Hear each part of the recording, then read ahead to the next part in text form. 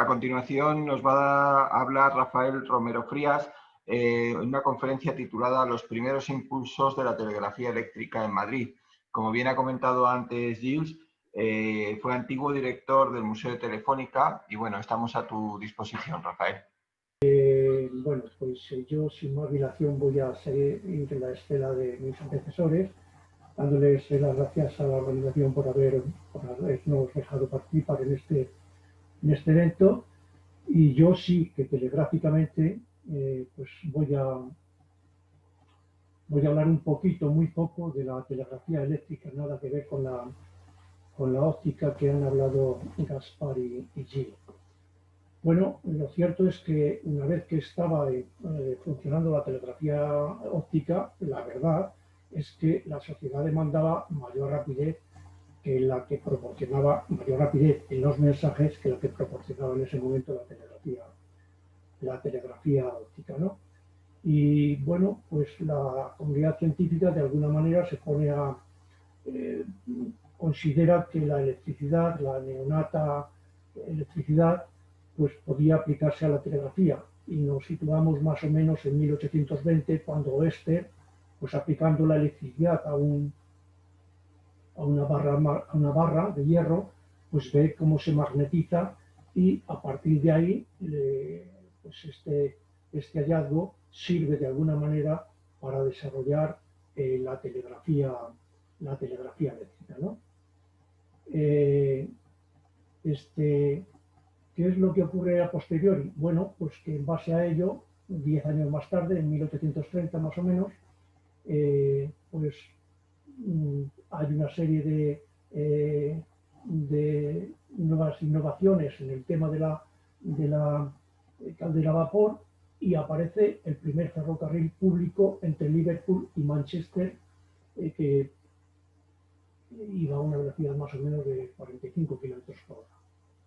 Y para atender el tráfico correctamente de ese tren, pues había que regularle de alguna manera y ya se empieza a funcionar el telégrafo óptico, aunque primeramente empezó el óptico y luego el eléctrico. Bueno, porque pensemos que en ese momento solamente había una vía. Cuando estaba funcionando tanto el óptico como el eléctrico, lo cierto es que se estaban basando en la telegrafía óptica, la anterior, porque como ha dicho Gilles y Gaspar, bueno, pues era la que realmente había permanecido durante muchos años. Y aquí tenemos el teléfono de chat, el francés, que ven ustedes la cantidad de signos que hay ahí. Bueno, pues esto de alguna manera estaba llevado a la telegrafía eléctrica para poder controlar, como dije, el tráfico de los trenes. Paralelamente a ello, o si quieren ustedes un poco antes, ya en la telegrafía pura y dura eléctrica, pues tanto Gauss como Weber pues consiguen establecer una primera línea de telegrafía con una sola aguja. Unos años más tarde, en el 1836, Wood y Weston establecen telégrafos de dos agujas que aplican al ferrocarril precisamente para establecer ese control, lo aplican al ferrocarril de Liverpool-Manchester. Y en el 37, bueno, pues en esa misma línea aparece Morse.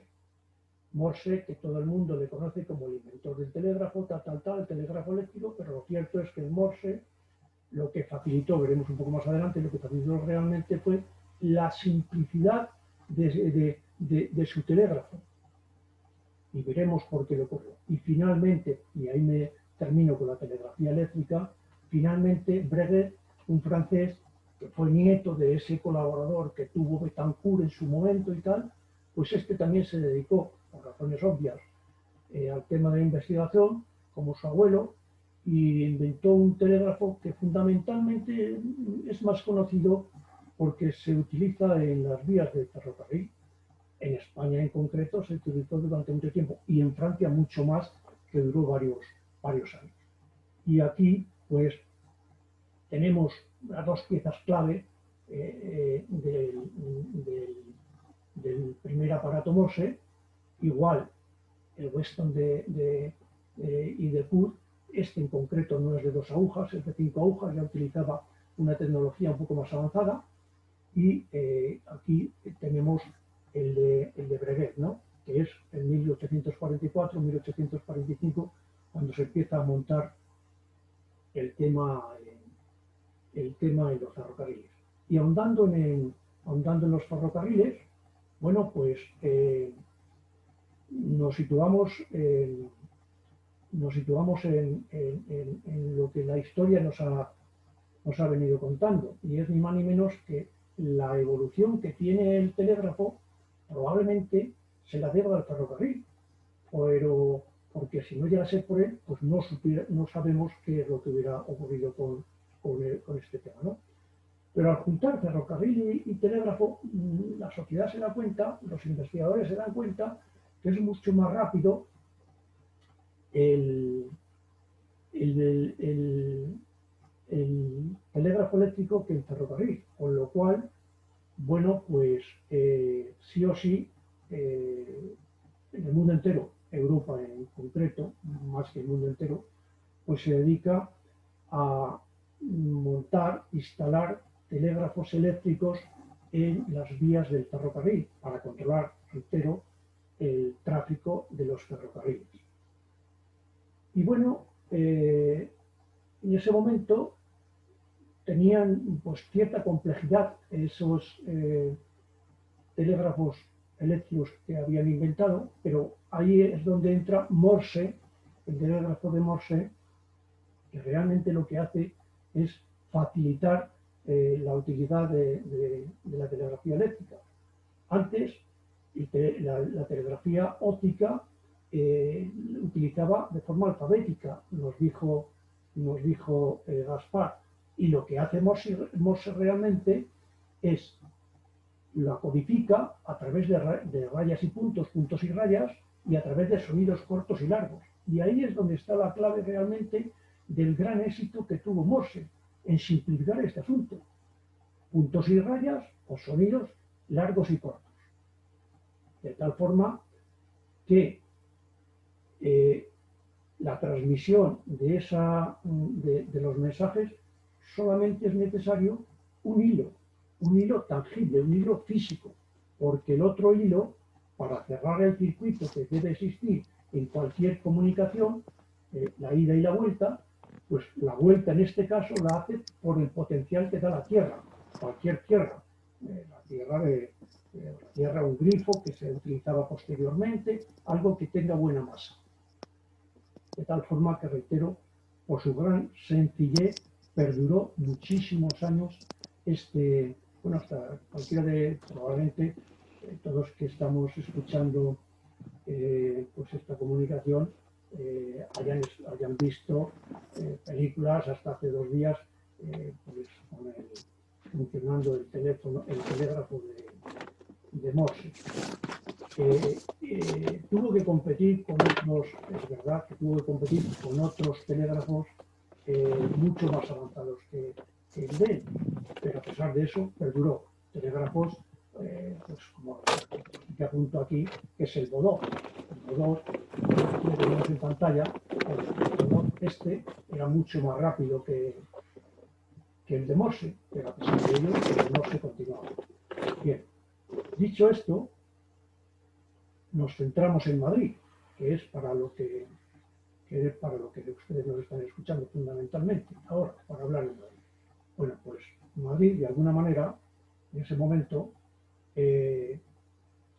pues España en concreto, en 1852, el gobierno, interesado por la telegrafía, la eléctrica, como no podía ser de otra manera, comisiona al que entonces era director general de telégrafos ópticos, José María Maté, el que ya han hablado mis anteriores compañeros, le comisiona para que se vaya a dar unos viajes por Europa, un viaje largo por Europa, a varios países, Alemania, Francia, etc., que entonces ya tenían la telegrafía eléctrica funcionando. Entonces, bueno, se va para allá y mira lo que hay, ¿no? Pasa por esos países, ve cómo funciona aquello. De todas las formas, quiero decir que el señor Mate, además de ser pues un especialista tremendo en la telegrafía óptica, él tenía una visión de futuro extraordinaria y él sabía que estaba construyendo las torres de telegrafía óptica de las que ha hablado Gaspar y Gil, pero él sabía que eso tenía una duración muy corta, porque la eléctrica estaba ahí y tarde o temprano la iba a desbancar. Y así fue. Por eso, reitero, no, el gobierno no tuvo mejor idea que decir a Mate, váyase usted por Europa y miraré lo que hay por ahí. Se va por Europa, vuelve y en el 52, vuelve a finales de mayo, junio, en el 52 propone dos ideas, ¿no? Y una idea es crear una escuela donde impartir la telegrafía eléctrica para los futuros empleados que la atiendan y, bueno, esa escuela se crea a finales en octubre del 52 y la primera escuela, ¿dónde estaba? Pues ni más ni menos en el eje de esta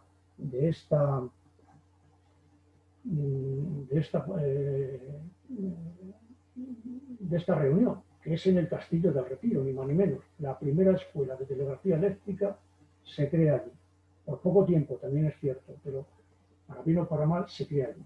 Esta es una de las ideas que propone Mate cuando vuelve de Europa, de dar el viaje por Europa, y la segunda idea es, oiga, mire, habrá que establecer una línea de telegrafía eléctrica, pero bueno, lo más importante es que nos unamos con el resto de países europeos. Y efectivamente, así fue. Se da las órdenes a través de un Real Decreto en noviembre de ese mismo año, del 52, que se cree una línea de telegrafía eléctrica que se una Madrid con la frontera francesa por la parte de Irún, no como la telegrafía óptica que ha explicado Gilles, que es a través de esa línea de telegrafía óptica que iba hacia Francia, iba por Burgos, Vitoria, etc. Esta otra no, va por Madrid, Zaragoza, Pamplona y va subiendo a Irún, por el otro lado. Y bueno, pues eso, reitero, parte de Madrid. Por eso ya estamos en el centro neurálgico, en Madrid, con la telegrafía eléctrica. Paralelamente a la telegrafía eléctrica, pues Madrid pues, también se fija en lo que viene ocurriendo por Europa, con el tren. Y entonces Madrid dice que también quiere un tren, como no podía ser de otra manera, ¿no? Y en el 46, en 1846, pues una empresa privada pues inicia las obras del ferrocarril Madrid-Aranjuez, que fue el primero de la Comunidad de Madrid, claro. Tuvo una serie de problemas en las obras y tal. Finalmente, el Marqués de Salamanca se hace cargo de este proyecto y en 1851, en febrero, pues se inaugura el tren y, bueno, al principio, como todos los trenes, pues se empieza a regular muy poco tiempo, por tráfico, o sea, por el telégrafo óptico, pero rápidamente esto es, perdón, el embarcadero de Atocha y de Aranjuez, y este es uno de los vagones que se utilizó con posterioridad, y decía que al poco tiempo de utilizarse el telégrafo óptico para el tráfico de este tren, pues lo que hace también es instalar el telégrafo eléctrico con unas ideas muy claras. La primera parece ser, estamos hablando en ese momento del 51, que es cuando empieza a funcionar el tren, este ferrocarril, Madrid-Aranjuez, pero ya desde el 49 el gobierno tenía una idea clara, que era, por una parte, que la realeza, la corona, Isabel II y el resto de la familia, pudiera utilizar ese medio de comunicación cuando se marchase a Aranjuez, que más de una vez están en los palacios, como se ha dicho antes. No solamente eso, sino que tenía otra idea, que ese telégrafo sirviese también para el público, y más tarde veremos que el público lo utilizaría. De hecho, la propia reina, en mayo, ya utiliza el telégrafo e envía un telegrama desde el Palacio de aquí de Madrid al Palacio de Aranjuez, preguntando por el telégrafo eléctrico, preguntando por su madre, pues que había tenido un problema, que se había caído, se había roto la pierna, etc., ¿no? Y bueno, pues ahí está la prueba palmaria de la idea del gobierno de que en el 49 ya tenía la intención de poner este servicio, primero, reitero, para servir a la corona, ¿no? Y segundo, pues más tarde, para que fuese público. Como no podía ser de otra manera, la telegrafía eléctrica que está en esta línea de Madrid-Aranjuez, pues está con el sistema de Breguet, el último de lo que se inventa, porque dije que fundamentalmente se utiliza para las líneas telegráficas. Hubo otros, ¿no? Perdón, para las líneas telegráficas de ferrocarriles, las compañías de ferrocarriles. En España estuvo durante mucho tiempo, hubo algunos otros, pero este fue el primordial. Bien, aquí tenemos el que ha hablado un poco de él, Gaspar, ven ustedes que el cuadrante de Breguet, pero como ha dicho Gaspar, este otro, que es anterior, Breguet, tiene una idea de lo que se hacía en la telegrafía óptica, como estaban los torreros que habían sido antes y ahora pues eléctricos, ¿no? Con posterioridad a todas estas formas de controlar el tráfico ferroviario, pues aparecen otro tipo de semáforos. Estos son los primeros que se utilizaron en España. Y de nuevo tenemos que volver a lo que pasa con la telegrafía eléctrica, no ya en Madrid, sino partiendo de Madrid. Bueno, ya está funcionando la telegrafía eléctrica en Madrid-Aranjuez, pero ahora hay algo más, ¿no? Y bueno, finalmente la línea que se estaba proyectando Madrid-La Frontera funciona perfectamente, y entonces se establece, o sea, se inaugura de alguna manera en el 54 y el primer telegrama que se tiene de constancia, el primer telegrama oficial, aunque hubo otros entre Madrid y Guadalajara, pero el primero oficial, de alguna manera, es para transmitir un telegrama entre Madrid y París, que es un telegrama extensísimo, muy largo, que es ni más ni menos el discurso de la reina Isabel II en la apertura del Parlamento Español el 1 de marzo del 55. Así, perdón, el primero en el 54.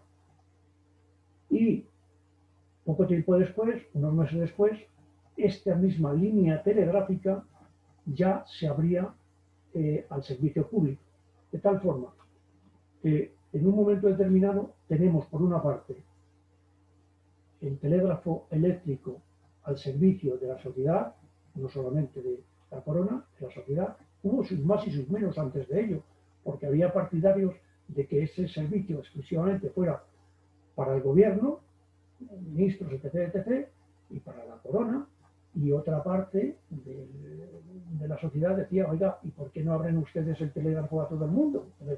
Que nosotros queremos servirnos de él. Bueno, finalmente, reitero, en España se abrió el 1 de marzo del 55.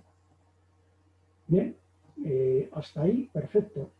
Pero con una línea poco se hacía. Poco se hacía, sí se hacía algo para ir con Europa, pero para el resto de España, más bien poco. Entonces, nos centramos en 1855, que quiero ir un poco a reprisa, en el reglamento.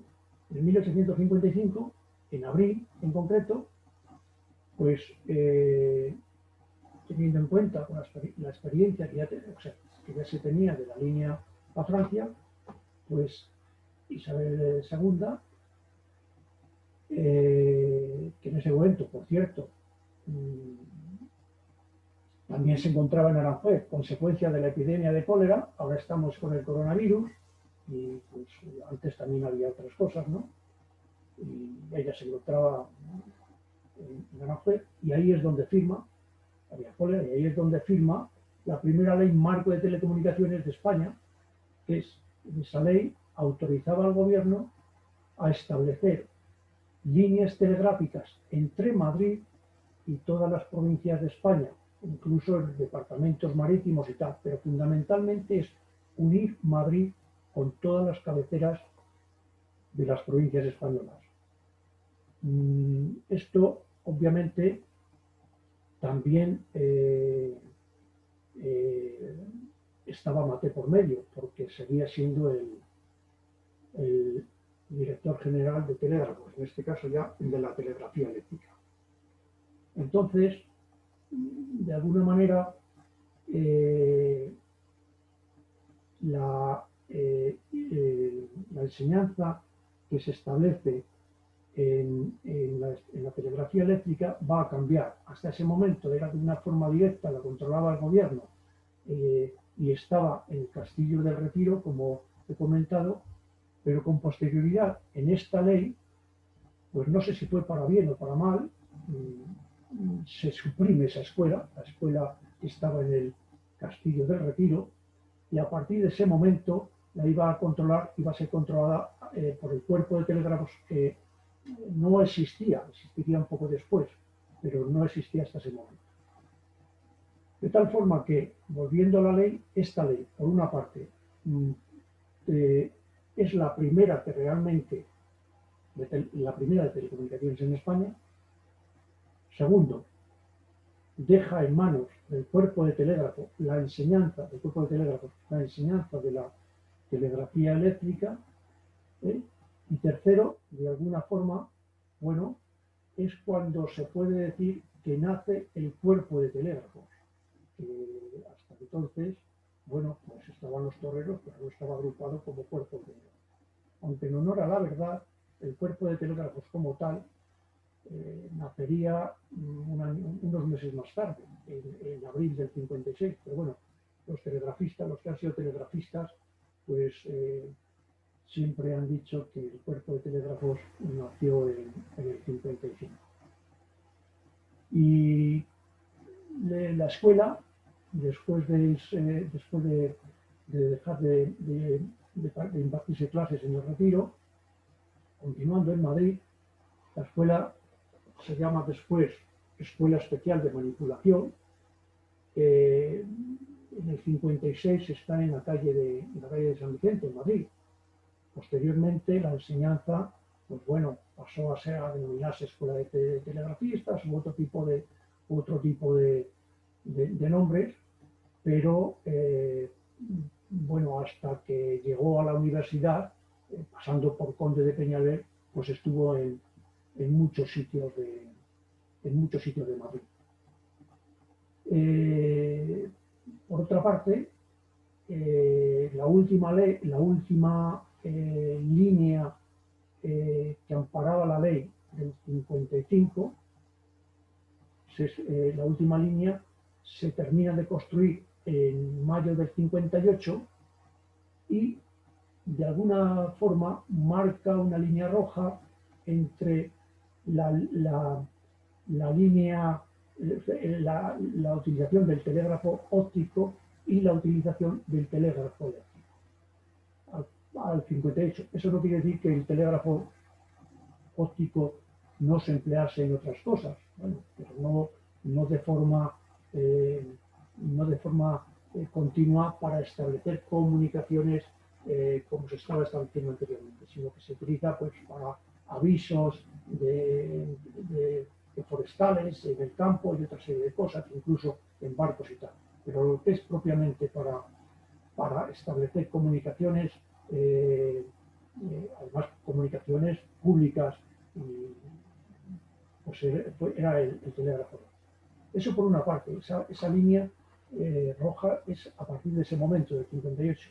Y por otra parte, en el 58, al establecerse ya toda esta red de telegrafía eléctrica con conexión a todas las provincias españolas, pues se hace una malla, se hace una red tipo estrella con centro neurálgico con foco en Madrid, de tal forma que Madrid vemos que la telegrafía óptica, por una parte, ha dicho Gil, y ha dicho Gaspar, que Madrid fue centro neurálgico de todo ello, y aquí vemos nuevamente que la telegrafía eléctrica, pues también Madrid fue centro neurálgico de la telegrafía eléctrica. He intentado ser rápido, no sé si lo he conseguido, porque el que tenga interés pues podrá acceder a ampliar un poco más de lo que yo les he dicho. Y nada más, darle las gracias y paso el testigo a la persona que más sabe en este momento de la torre del castillo del Retiro. Muchísimas gracias. Pues muchísimas gracias a ti, Rafael, por tu interesante conferencia.